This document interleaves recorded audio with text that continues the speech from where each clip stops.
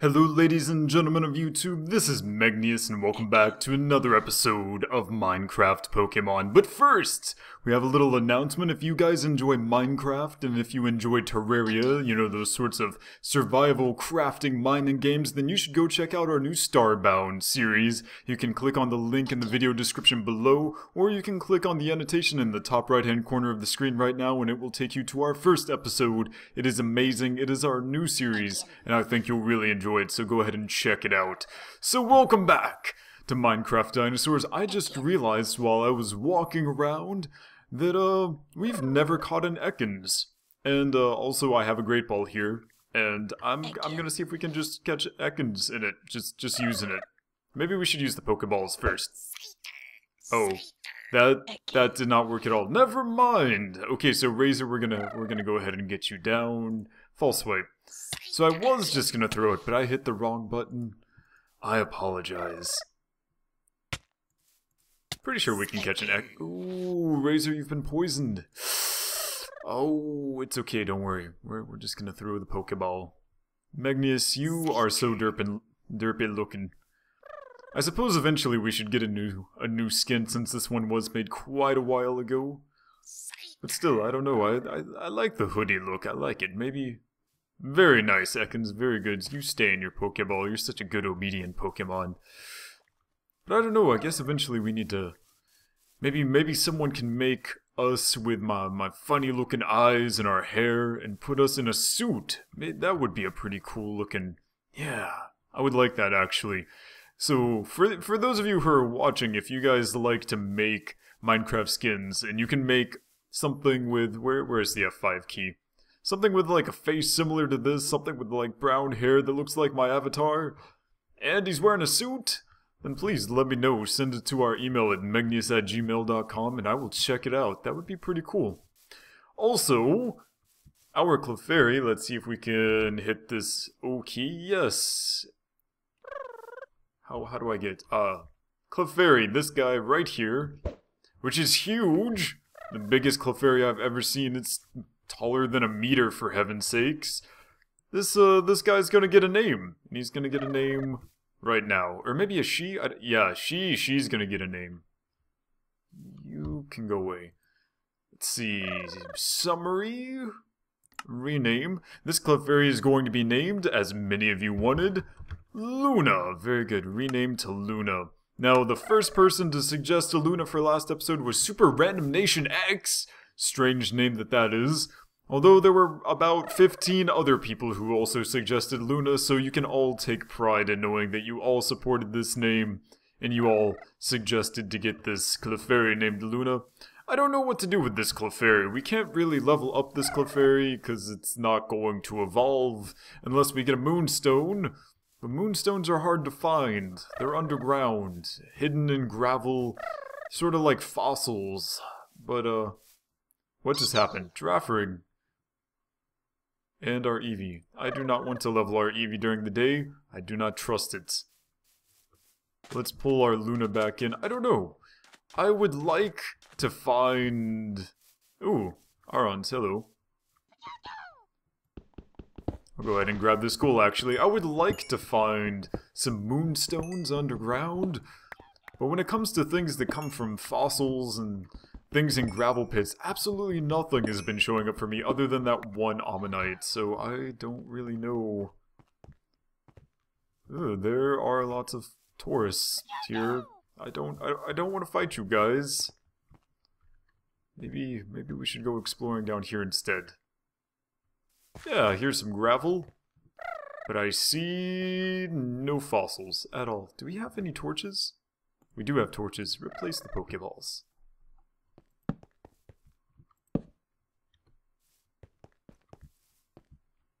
There does not appear to be anything interesting down here whatsoever. Sigh.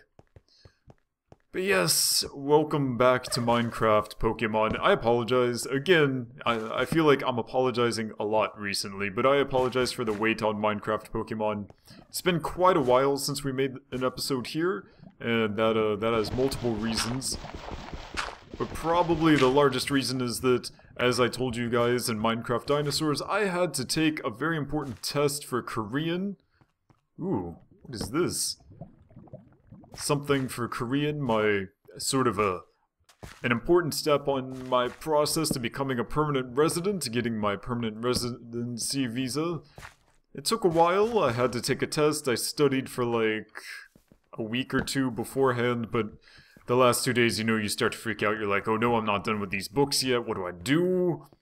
And I sort of had to beef up on the studying just to make sure that I didn't fail. Of course, I still don't know if I failed or not, so we're gonna find out about that probably within the next 4 days. But it took a while to study. I ended up actually going to a public library, which I didn't even know it was there before. I found a public library specifically so that I could go and like chill in there. Now, admittedly, all the books are in Korean, so I can only read like children's books and things like that. Because books in Korean libraries are not written for foreigners using the vocabulary that we learn in courses, of course. But still, I went there and I studied non-stop for like 10 hours on one day and got lots of rest and ate lots of very nutritious food with lots of protein so that I didn't get headaches during my test, etc., etc. And I had a good time studying. Not really. I felt terrible and wanted to die at times, but I got it done and I took my test. It was quite a far ways away, about 2.5 hours by bus. And then after I got there, I had to, of course, pay a taxi driver like $7 to take me to the test-taking place. And even after that, I then had to pay another $7 to get taken back to the bus station. And then, like, another 7... Ooh. Aluminum. Or bauxite, or whatever this is. So I ended up paying a lot of money to take the test, not for the test itself, but for transportation. I missed 2 days of making videos. And it was sort of a stressful situation, all things considered. The written test was difficult. I'm still not exactly sure how I did. Maybe, I don't know, maybe like somewhere between 75% and 100%. I highly doubt I got everything right, but I feel like I think I knew approximately 3 out of 4 of the answers, like 100% sure. And then everything else was sort of like, you know, I can get it down to 2 possible answers. I can eliminate 2 of them. So making an educated guess between 2 of them, there's a 50% chance of getting it right, just on random chance, and that's not bad at all when you knew like 75% of them for sure. It's much better than I did on some tests in university, and I did great in university, so I'm sure it'll be okay, but I'm still a little bit nervous. The interview, I guess today is going to be a mining episode since I'm looking for fossils. We should probably go in here to see if we can find some firestone shards. But the interview section of my test was actually the best in my personal opinion because, as you guys may know, I've probably mentioned, but I can speak Korean, but reading and writing Korean don't do so well. Most people can generally read and write in a language much better than they can speak it, because that's what they study, that's what they do. They learn in a classroom, and they learn grammar, and they learn how to read and write, but they don't really practice speaking, because they don't really have people to practice speaking with. I am the exception to this rule because when I start learning a new language, I learn by talking to people. I learn by learning the words that I need in conversation, and then I use them on a daily basis. And I keep using them until I can use them perfectly, and over and over and over again. Now, my Korean is not perfect by any means. However, when it comes to conversation, I got things down. I can do that. Conversation is no problem. So, when it came to the interview, it was pretty apparent that, well, although they start off in the interview assuming that you can speak Korean, it's very obvious that they start off speaking a little bit slower for you, because they don't want you to be overwhelmed, and they want you to actually be able to answer the questions. And you have to take your interview with another student. Ooh, a Rhyhorn. Do we have a Rhyhorn? Go away, wild Aron. Freaking me out, man. Ugh, come here, Rhyhorn. We need to check our Pokedex. We do not have a Rhyhorn. Alright then. So clearly we need to grab this Rhyhorn. It's level 21. Let's go ahead and send out Razor, and we'll try to use up our other Pokeballs. But yeah, so they start off speaking a little bit slower for you. All things are cool. You have to take your interview with another student, which means another person who may or may not speak Korean. They could speak Korean amazingly and make you look really bad, or they may not speak Korean at all and make you look really good. These are the issues with having a partner for your interview, basically. And I had never met my partner before, but he was Chinese, and there are a lot of Chinese people who are trying to immigrate to Korea because, you know, you may have seen it in the news recently. China is sort of having a lot of problems with pollution and social unrest and, you know, things like that. You know, I love China, but they really need to get the pollution thing under control. My ex-girlfriend from China also hates the pollution, etc., etc. So yeah, things are sort of questionable in China for a lot of people, and they want to move. That's why America and many other countries have large populations of Chinese. Ooh.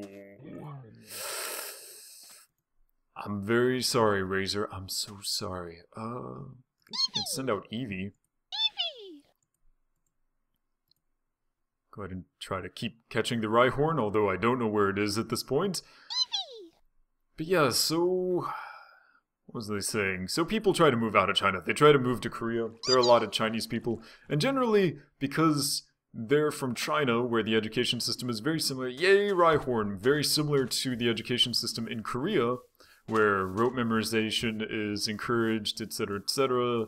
You know, Asia has sort of similar problems in their education systems, very similar to before university for Western education. I've talked about this in Minecraft Dinosaurs before. If you haven't already seen it, you should go and check it out. Is that... no, that is a Ponyta, not a Typhlosion. Oh, wow, there's a hole in the wall of this Poké Center. Good to know. But yeah, so because of that, seeing that my partner was a Chinese dude, I was sort of like, well, you know, there are two possibilities. Either one, like, he's about the same level as me, or... because, you know, in order to take the test, you have to go ahead and complete the 4th level class. Ooh, that is a very fat Ponyta. So I assume that everyone speaks Korean. It's just a question of how well they speak Korean. And you know, some Chinese students are really, really good at Korean, and I've seen Chinese people speak Korean, like, amazingly before, so I was a little bit worried. I was like, oh, crap. He's gonna speak Korean perfectly, and I'm gonna look so bad because I'm like this... mostly white dude, and people are gonna judge me, and it's gonna be terrible. Hello, Lickitung. So I was a little bit worried.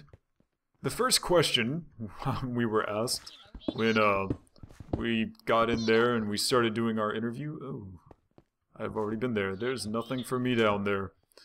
We started doing our interview. The question was asked to him first, and the question was, what is this thing you see in this picture? And the picture showed basically someone like holding some incense. Ooh, we get to knock this thing. Yay! I love doing that so much. Ooh, Kangaskhan. What level are you? You are a pretty big Kangaskhan, in fact. Oh, you're only level 25. Well then, wait, where did Kangaskhan go? Ooh. Should I use Wing Attack? I think he can survive. Yes, he can. Alright, good. Let's do one more. Please don't kill it. Wonderful. And False Swipe. Here's hoping it doesn't have Takedown or something ridiculous like that. No, we're good. We're not going to fight it again. We're going to use Ultra Balls on this Kangaskhan because I want this Kangaskhan so badly. We've been waiting for a chance to get a Kangaskhan, but they're all too high level. Come on.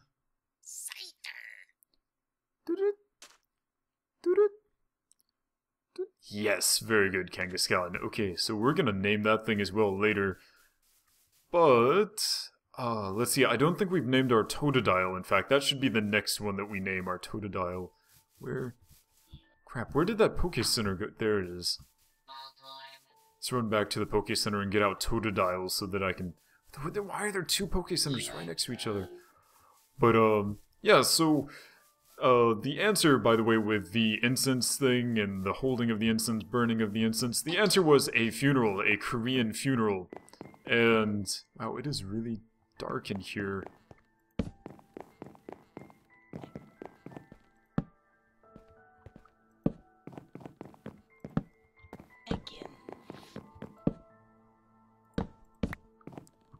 There we go. That's much better.